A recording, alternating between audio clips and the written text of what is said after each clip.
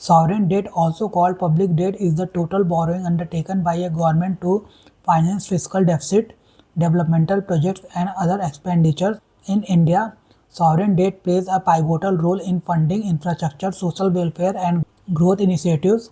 While it enables economic development, unsustainable borrowing can threaten fiscal stability, increase debt servicing burdens, and slow long term development. Meaning and nature of sovereign debt. Sovereign debt refers to funds borrowed by a national government from domestic or foreign sources. It can be in the form of bonds, loans, or securities.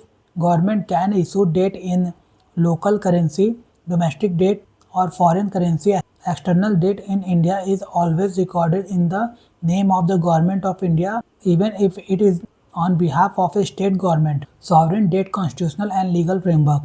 The borrowing powers of governments in India are constitutionally governed. Article 292 empowers the Union government to borrow upon the security of the Consolidated Fund of India subject to limit set by Parliament. Article 293 governs state borrowing, permitting states to borrow within India subject to conditions imposed by central, particularly if a state has outstanding loans from the center. The Fiscal Responsibility and Budget Management (FRBM) Act 2003 was enacted to institutionalize fiscal discipline. It mandates reduction of fiscal deficit and debt to sustainable levels.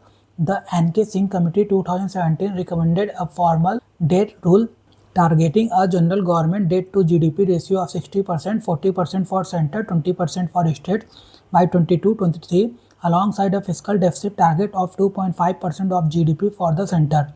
Types of sovereign debt. Domestic debt, borrowed within the country, denominated in the Indian rupee. Sources include treasury bills, government security, G-Secs, and small saving instrument. Domestic debt is less expected to currency risk and often considered safer than external debt.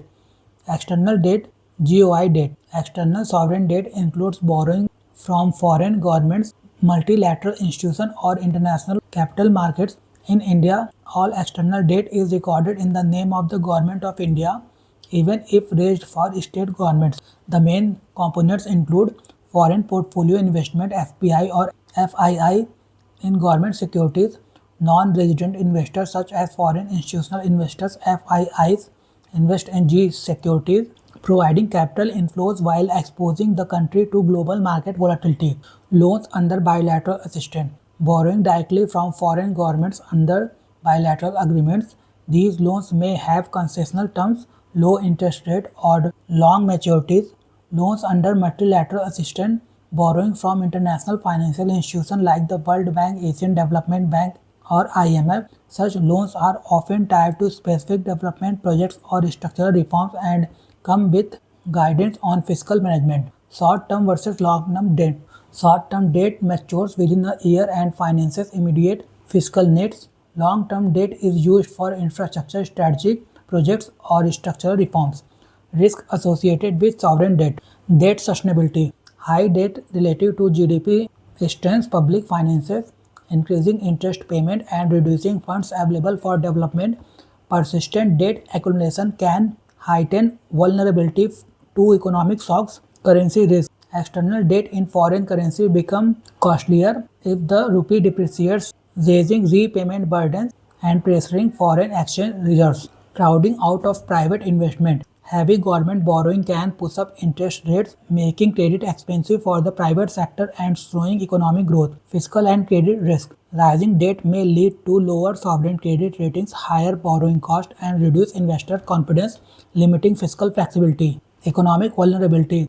Excessive debt reduces the government's ability to respond to crises, slowing growth, constraining fiscal space, and potentially leading to debt distress. Is rising sovereign debt always bad? Rising sovereign debt is not always bad, but its implications depend on how the debt is used, its sustainability, and the economy's capacity to service it. If debt finances productive investments such as infrastructure, education, health, and technology, it can stimulate economic growth, increase future revenues, and improve development outcomes. For example, borrowing to build highways or power plants can enhance productivity, attract private investment, and expand the tax base. However, if debt rises without productive use, financing unproductive subsidies, inefficient projects or recurring fiscal deficit. It can strain public finances, raise interest payments, and increase vulnerability to economic shocks.